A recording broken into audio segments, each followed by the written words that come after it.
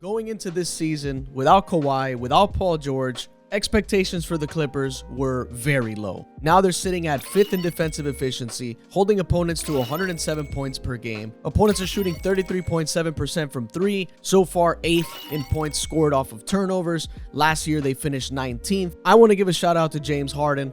For all the fair criticism that he's gotten, this has been a total turnaround. The leadership, the consistency, all in the midst of the Kawhi uncertainty. The Clippers have been proving a lot of people wrong, holding a 12-8 record, 6th in the West. Really impressive stuff.